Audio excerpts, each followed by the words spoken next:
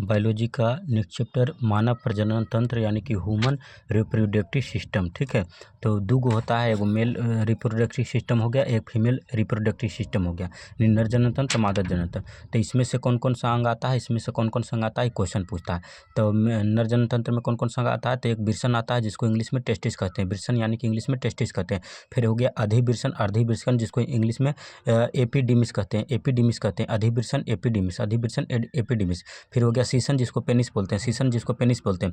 फिर हो गया शुक्रवाहिनी, शुक्रवाहिनी जिसको बेस डिफरेंस बोलते हैं, शुक्रवाहिनी यानी कि वेस्ट डिफरेंस। फिर हो गया शुक्राशय, शुक्राशय। फिर हो गया प्रोटेस्ट ग्रंथि और हो गया सोमेनिलियल ग्रंथि और कॉपर ग्रंथि। तो प्रोटेस्ट ग्रंथि, सोमेनिलियल ग्रंथि और कॉपर ग्रंथि सबको चाहिए तो मेल जनन तंत्र है। इसके अलावा जो भी होगा वो कुछ हो जाएगा मादा जनन तंत्र हो जाएगा। तो यूनियन यानी कि ब्राइना कुछ हो गया मादा जनन तंत्र होगा। ग्रीवा जिसको सर्विक्स कहते हैं, ग्रीवा यानी कि सर्विस, तो ये भी कुछ हो गया फीमेल रिप्रोडक्टिव सिस्टम।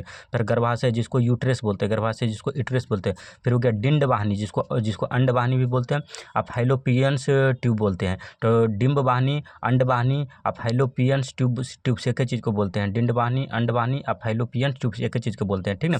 और अंडाशय को ओवरी बोलते हैं, अंडाशय को ओवरी बोलते हैं और जिसमें अंडाशय का अंडाणु का निर्माण होता है। तो अंडाणु को इंग्लिश में ओवम बोलते हैं और अंडाशय को ओवरी बोलते हैं। ठीक है, और अंडाशय में क्या होता है, तो अंडाणु का निर्माण होता है। तो ये सब जितना हो गया सब कुछ हो गया मादा जनन तंत्र हो गया। ठीक है, तो अब देखो ह्यूमन रिप्रोडक्टिव सिस्टम यानी कि मानव जनन तंत्र की बात करेंगे तो दो गो हो गया, एगो हो गया मेल नर जनन तंत्र, एगो हो गया मादा जनन तंत्र। तो नर जनन तंत्र में कुछ होता है कि स्पर्म का निर्माण होता है यानी कि शुक्राणु का निर्माण होता है कोची में, तो वृषण में। ठीक है, और इसमें कुछ होता है मादा जनन तंत्र में तो अंडाणु का निर्माण होता है यानी कि ओवम का निर्माण होता है कोची में, तो अंडाशय में। ठीक है, अभी देखो कुछ होता है कि नर युग्म कुछ हो गया तो स्पर्म हो गया, मादा युग्म कुछ हो गया तो अंडाणु हो गया। ठीक है, अयुग्नक को इंग्लिश में गेमेट बोलते हैं, गेमेट। तो इसको इंग्लिश में कुछ बोलेंगे नर गेमेट, अब मादा युग्मक को इंग्लिश में कुछ बोलेंगे तो मादा गेमेट। ठीक है, अब दोनों का निर्माण हुआ, दोनों कुछ कर लेगा कि आपस में युग्मनज बनाने की चेष्टा करेगा। ठीक है, तो देखो कुछ करेगा, चेष्टा किया तो दोनों मिल जाएगा। तो जब दोनों मिल जाएगा नर युग्मक और मादा युग्मक यानी कि स्पर्म अंडाणु, तब कुछ होगा युग्मनज का निर्माण होगा, तब जो होगा युग्मनज का निर्माण होगा। और युग्मनज को कुछ बोलते हैं तो जायगोट, जायगोट युग्मनज को क्या बोलते हैं, तो जायगोट बोलते हैं। ठीक है, इसी जब यही हो गया कुछ फर्टिलाइजेशन, अब फर्टिलाइजेशन हो जाएगा तो कुछ हो जाएगा भ्रूण का निर्माण होगा और उसके बाद फिर बच्चा का निर्माण हो जाएगा। इस प्रकार से चीज़ें हो जाएगी। ठीक है, तो देखो नर जनन तंत्र में जो भी अंग आ रहा था उसके बारे में सब पढ़ते हैं। तब देखो नर जनन तंत्र का जो मुख्य अंग है वो कुछ होता है वृषण होता है। तो देखो ये कुछ है वृषण है जिसको इंग्लिश में टेस्टिस बोलते हैं। इसी में जो है शुक्राणु का निर्माण होता है, इसी में कुछ होता है तो शुक्राणु का निर्माण होता है। ठीक है, और देखो ये जो वृषण है इसकी संख्या कितना होता है नर में, तो एक जोड़ा होता है, एक जोड़ा यानी कि दो गो होता है। ठीक है, तो वृषण की संख्या कितना होता है नर जनन तंत्र में, तो एक जोड़ा यानी कि दो गो होता है। आई देखो वृषण है, इसी जो वृषण है इसी में कुछ होता है कि शुक्राणु का निर्माण होता है। और इसके ऊपरे जो इसे ढक्कन दिख रहा है कुछ अर्धविषण है, अर्धविषण जिसको इंग्लिश में एडी मिस कहते हैं, इंग्लिश में एडी मिस कहते हैं, अर्धविषण को एडी मिस कहते हैं। ठीक है,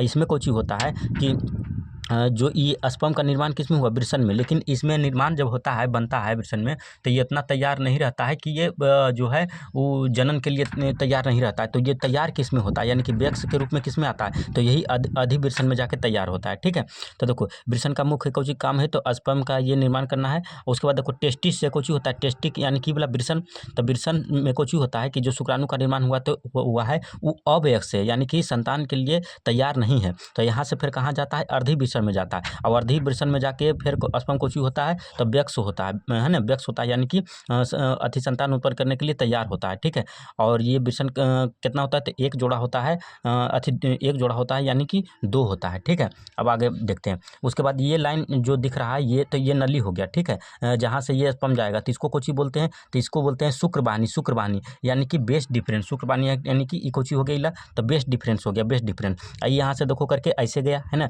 ऐसे गया, यहाँ से आके देखो ई मिल रहा है तो ई कोची है, तो ये प्रोटेस्ट ग्रंथि, ये कोची है तो प्रोटेस्ट ग्रंथि है जिसमें स्पर्म जो है कोची जमा रहता है। तो कोची हो गया प्रोटेस्ट ग्रंथि जिसमें स्पर्म जमा रहता है ना। तो पुरुषों में प्रोटेस्ट ग्रंथि पाया जाता है जिसके कारण प्रोटेस्ट कैंसर किस में होता है, तो पुरुषों में होता है। तो यहाँ कुछ होता है कि जमा रहता है। ठीक है, इसका काम कुछ है, तो प्रोटेस्ट ग्रंथि का काम कुछ है तो ये जो है शुक्राणु को गति प्रदान करता है और ऊर्जा प्रदान करता है, ठीक है। यही प्रोटेस्ट ग्रंथि जो है जब कमजोर हो जाता है तब कुछ होता है, नाइट्स फॉल वगैरह होने लगता है, ठीक है।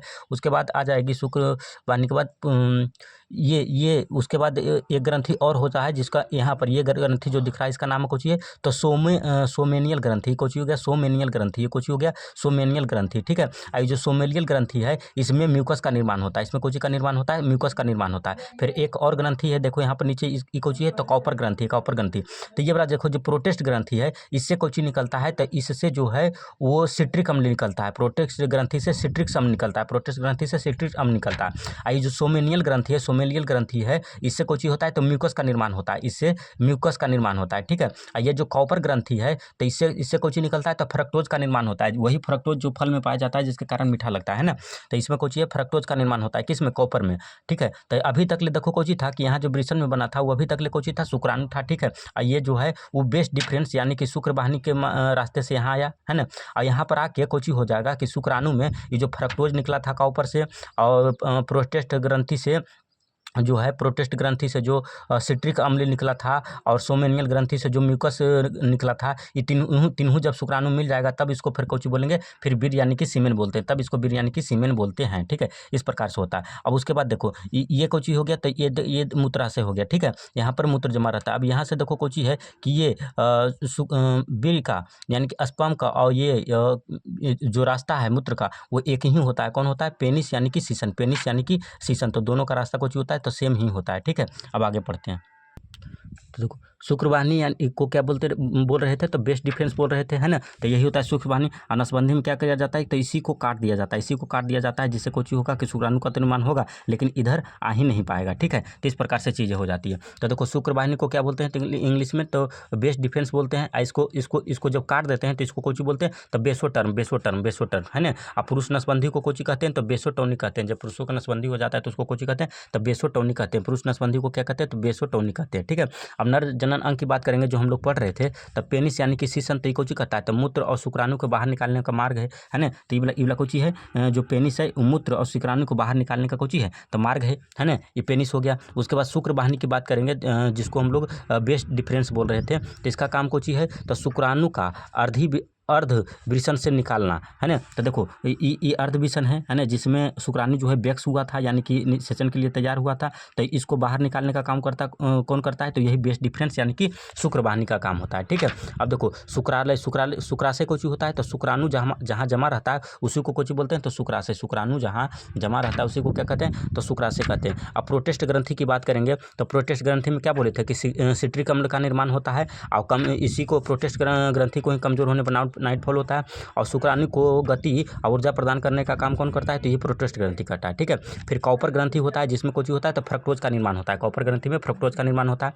और सोमेनियल ग्रंथि जो है इसमें कुछ होता है तो म्यूकस का निर्माण होता है, ठीक है। अब देखो कुछ हुआ कि शुक्राणु में जब फ्रक्टोज और सिक्रीटम और म्यूकस ये तीनों जब मिल जाता है तब कुछ ये कहलाने लगता है बीर यानी कि सीमेन कहलाने लगता है, ठीक है। अच्छा, साढ़ का जो बीर होता है यानी कि सीमेन जो होता है ये कोची में सुरक्षित रखा जाता है तो द्रव नाइट्रोजन में है ना, द्रव नाइट्रोजन में सुरक्षित रखा जाता है, ठीक है। तो ये हो गया नर जननतंत्र खत्म। अब मादा जननतंत्र की बात करेंगे यानी फीमेल रिप्रोडक्टिव सिस्टम की बात करेंगे तो इसमें देखो कौन कौन आ जाएगा। पहला योनि आ जाएगा जिसको इंग्लिश में बेजिना बोलते हैं। ये कोची करता है तो मूत्र तथा पेनिस के लिए रास्ता प्रदान करता है ना। तो पेनिस कोची हो गया तो जो पुरुषों में पाया जा रहा था लिंग, है ना। अब मूत्र तो पेशाब हो गया तो इसके लिए मूत्र और पेनिस के लिए रास्ता प्रदान करता है कौन तो योनि यानी कि वजाइना, ठीक है। उसके बाद होता है ग्रीवा जिसको सर्विक्स बोलते हैं, ग्रीवा यानी कि सर्विक्स बोलते हैं तो है ना। तो ग्रीवा यानी कि सर्विस कोची होता है तो गर्भाशय का प्रवेश द्वार है, कोची गर्भाशय का प्रवेश द्वार है।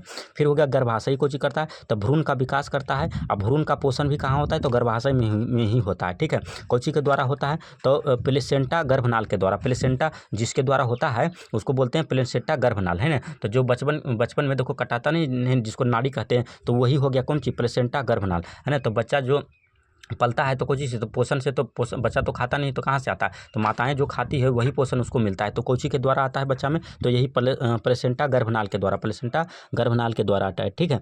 तो अब देखो अंडाशय की बात करेंगे तो अंडाशय में कुछ होता है तो अंडाणु का निर्माण होता है। उसके बाद अंडवाहिनी को डिंडवाहिनी या फिर फैलोपियन ट्यूब, अंडवाहिनी, डिंडवाहिनी और फैलोपियन ट्यूब एक एक कहते हैं। अंडवाहिनी, डिंडवाहिनी और फैलोपियन ट्यूब तीनों एक एक कहते हैं, ठीक है। इसमें कुछ होता है तो अंडाणु जो है शुक्राणु के साथ साथ मिलता है यानी कि निषेचन होता है, बोले तो फर्टिलाइजेशन, ठीक है। और महिला नसबंदी को क्या कहते हैं, तो ट्यूबेक्टोमी है ना। तो देखो ही पढ़ते हैं, तो ये देख रहे हो ये कोची है, तो यही जो है वो अंडाशय, यही है जो अंडाशय में, तो अंडाशय की संख्या देखो कई गो हो गया, तो एक जोड़ा यानी कि 2 गो, एगो इधर अंडाशय एगो इधर अंडाशय रहता है, ठीक है।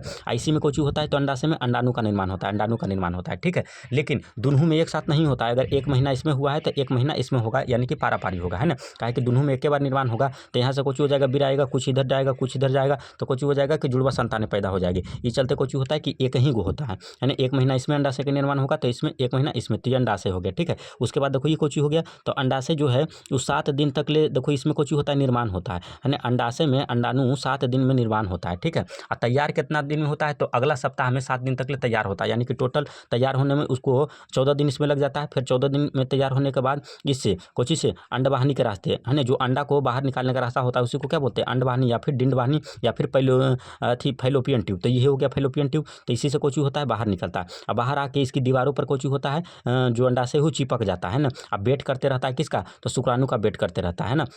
और जब शुक्राणु जो है वो करोड़ों लाखों की संख्या में इस रास्ते से आता है, दोनों तरफ फैल जाता है। तो जब पहली बार शुक्राणु जो है अंडाशय से टकराता है, तभी कुछ होता है, फर्टिलाइजेशन होता है। अब फर्टिलाइजेशन के बाद एक द्रव निकलता है, जिससे कुछ कहता है कि जो लाखों की संख्या में आ रहा था वो तो मर जाता है, लेकिन वो कुछ करता है फर्टिलाइजेशन के बाद जो है युग्मनज का निर्माण कर लेता है। और युग्मनज का निर्माण करके ये वाला देखो कुछ है, तो इला अंडा अथी है, क्या बोलते हैं, गर्भाशय है, और गर्भाशय में चलाता है, ठीक है। और गर्भाशय में आकर कुछ करता है कि इसका दीवार में चिपक जाता है, भ्रूण का निर्माण करने लगता है। अब भ्रूण का निर्माण करते करते फिर कुछ हो जाएगा कि 9 महीने में बच्चा तैयार होगा। तो कहाँ होता है, गर्भाशय में होता है, ठीक है। लेकिन अगर यहाँ पर इंतजार कर रहा था अंडाशय कहाँ, अंडवाहिनी में, यानी कि डिंबवाहिनी बोले तो फैलोपियन ट्यूब में। और जब शुक्राणु नहीं आ पाता है तब कुछ होता है कि, तो कुछ दिन आशा देखते देखते कुछ होता है, खराब हो जाता है। और जब खराब हो जाता है तो यही जो है वो पीरियड के माध्यम से बाहर निकलता है, ठीक है। अब जब यहाँ पर बाहर निकला था तो अंडाशय जो है अपने आप को तैयार कर रहा था, अथी गर्भाशय जो है अपने आप को तैयार कर रहा था, यानी कि अपनी दीवारों को मोटी कर रहा था, है ना। अब नहीं आता है तब ये कोची लगता है, पहले जैसन होने लगता है, यानी कि खराब होने लगता है। तो जिसके कारण कुछ होता है कि इससे ब्लड निकलता है, ब्लड के माध्यम से जो भी निर्माण हुआ था इसका बाहर निकल जाता है पीरियड्स के रूप में। तो ये चीज़ें हो जाती है, ठीक है। अब देखो कोची हो गया, उसके बाद ये कोची हो गया, तो सर्विक्स हो गया, यानी कि ग्रीवा हो गया, ठीक है। ये कोची करता था, तो गर्भाशय का देखो प्रवेश द्वार है, गर्भाशय हो गया, तो गर्भाशय का प्रवेश द्वार हो गया। ये कोची हो गया, योनि हो गया, यानी कि वजाइना हो गया, ठीक है। तो इस प्रकार से चीज़ें हो जाती हैं। अब देखो मासिक चक्र जो है यानी कि मेंस्ट्रुएशन साइकिल की बात करेंगे तो कितना दिन के होता है जो बता देते हैं। तो ये 28 दिन का होता है, बोले ना कि 14 दिन तो इसी में लग जाता है, ठीक है। अब फिर अगला 14 दिन में फिर इसका निर्माण होगा, उसके बाद है ना बाहर निकलेगा, तो लगभग 28 दिन यानी कि 1 महीना का ये चीज़ होता है, ठीक है। अच्छा, पहली बार जब मासिक चक्र आता है तो उसको कुछ बोलते हैं रजो दर्शन। पहली बार को जो मासिक चक्र आता है उसको कुछ बोलते हैं, है ना, तो रजो दर्शन बोलते हैं, है ना, जो कि शायद 15 से 16 वर्ष में आता है, इसी प्रकार का, ठीक है। उसके बाद अगर बात करेंगे तो देखो 7 दिन में अंडाशय का कुछ होता है, निर्माण होता है, और 14 दिन तक ले यानी कि नेक्स्ट वीक में कुछ होता है, तो ये अंडाणु जो है अंडाशय में तैयार होता है। अंडाशय को ओवरी बोलते हैं और अंडाणु को ओवम बोलते हैं, है ना, तैयार होता है। और 14 दिन के बाद कुछ होता है, ये वाला आँख में फैलोपियन ट्यूब में आके चिपक जाता है इसकी दीवारों पर, है ना। और 1-2 दिन तक ले कुछ करता है, शुक्राणु का इंतजार करता है। अगर आ गया शुक्राणु मिल गया तब फिर तो अथी हो जाएगा, फर्टिलाइजेशन हो जाएगा, युग्मनज का निर्माण हो जाएगा, है ना, भ्रूण का निर्माण हो जाएगा, बच्चा तैयार हो। अगर नहीं आया तो फिर खराब होकर कुछ होता है, पीरियड के रूप में बाहर आ जाता है ये चीज़ें, ठीक है। तो ये ऐसा हो गया, आगे देखते हैं। अब अगर बात करेंगे किशोरावस्था यानी कि परवेट्री की, किशोरावस्था यानी कि परवेट्री की, तो किशोरावस्था कुछ होता है, तो जब शुक्राणु का निर्माण होने लगा बॉयज में तो कुछ हो गया किशोरावस्था, और लड़की में अगर अंडाणु का निर्माण होने लगा तो कुछ हो गया किशोरावस्था। तो ये लड़का के लिए एज कितना हो गया, 14 से 16 ईयर्स हो गया। लड़की के लिए 13 से 15 ईयर्स हो गया, लड़की के लिए 13 से 15 ईयर्स हो गया, ठीक है। तो एक साल का देखो पीछे है, 14 से 16 है बॉयज, और गर्ल्स कितना है, तो 13 से 15, ठीक है। ये कब तक ले निर्माण होता है, मेल में बात करेंगे तो 55 से 60 ईयर तक, 55 से 60 ईयर तक, ठीक है। और अगर फीमेल की बात करेंगे तो 10 साल कम, यानी कि 45 से 50, 45 से 50 ईयर तक ले। उसके बाद अगर बात करेंगे कि लिंग निर्धारण कैसे होता है, तो एक होता है प्राथमिक आधार, एक होता है द्वितीयक आधार, है ना। यानी कि हॉस्पिटल में जो है डॉक्टर सबसे पहले कैसे बताता है, तो प्राथमिक आधार पर। तो प्राथमिक आधार में अगर लड़का की बात करेंगे तो कुछ हो गया बिर्सन ऑफ पेनिस, है ना। तो प्राथमिक आधार आइडेंटिफाइड करने का लड़का में कुछ हो गया बिर्सन ऑफ पेनिस, और लड़की में कुछ हो गया तो योनि और अंडाणु, योनि और अंडाणु। और द्वितीयक आधार की बात करेंगे तो लड़का में कुछ हो गया दाढ़ी मूछ हो गया, भारी आवाज हो गया, चेस्ट टेस्ट फैलना हो गया, अब पिंपल हो गया। लेकिन ये जो कोची है द्वितीयक है ना, काहे कि जरूरी नहीं है कि सिर्फ बॉयज में दाढ़ी मूछे हो और गर्ल में नहीं हो, तो ये चीज़ें इसलिए द्वितीयक है। और लड़की में कोची हो गया तो आवाज़ पतला हो गया, कमर चौड़ा हो गया, और चेस्ट का विकास हो गया, अब पिंपल्स हो गया। पिंपल्स जो हालांकि दोनों विकास होता है, तो ये हो गया लिंग निर्धारण के लिए। अब अगर हार्मोन्स की बात करेंगे तो मेल में दो हार्मोन्स होता है, एक होता है टेस्टोस्टेरोन, एक होता है एंड्रोजन। एक होता है टेस्टोस्टेरोन, एक होता है एंड्रोजन। एक होता है टेस्टोस्टेरोन, एक होता है एंड्रोजन। तो देखो दाढ़ी मूछ आना, भारी आवाज़ आना, पिंपल आना और आकर्षण होना, इसके लिए जिम्मेदार कौन सी है, तो टेस्टोस्टेरोन है, ठीक है, मेल में। और एक एंड्रोजन होता है, ठीक है। अब अगर फीमेल में बात करेंगे तो देखो 4 तरह के निकलता है ना, तो एक होता है एस्ट्रोजन। तो शारीरिक विकास के परिवर्तन के लिए कुछ होता है एस्ट्रोजन, जैसे कमर का पतला होना, चेस्ट का विकास होना, है ना, आवाज़ पतला होना, तो इस सब के लिए कौन जिम्मेदार है, तो एस्ट्रोजन। उसके बाद होता है प्रोजेस्टेरोन। तो जो प्रेगनेंसी के समय में आता है उसको कुछ बोलते हैं प्रोजेस्टेरोन। प्रेगनेंसी के समय में जो आता है हार्मोन उसको कुछ बोलते हैं तो प्रोजेस्टेरोन, ठीक है। और सबसे इंपॉर्टेंट है ई वाला, कौन, रिलैक्सिन कुछ होता है बच्चे के जन्म के समय निकलता है ताकि दर्द सहन बर्दाश्त होते सके, तो उसके लिए कौन है, रिलैक्सिन, ठीक है। उसके बाद होता है ऑक्सीटोसिन। बच्चे के बाद जो है दूध का जरूरत पड़ता है, तो दूध का निर्माण करने के लिए कौन सा हार्मोन होता है, तो ऑक्सीटोसिन, ठीक है।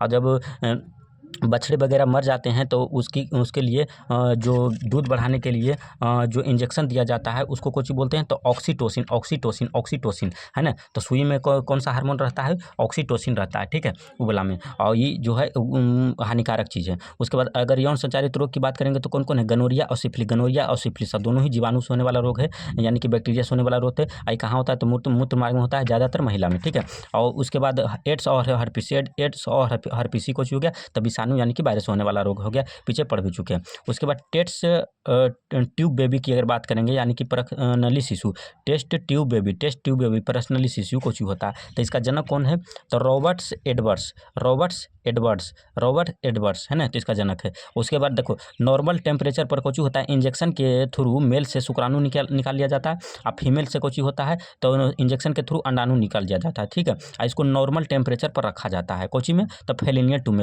में, ठीक है। और जब इसको निषेचन करना रहता है तो कुछ करता है, इसको निषेचन करवा के फेलेमियन टून में, और फिर कुछ करता है इंजेक्शन के माध्यम से डाल दिया जाता है, तो इस प्रकार से चीज़ें हो जाती है। अब देखो विश्व का प्रथम टेस्ट ट्यूब बेबी कौन था, तो लुइस ब्राउन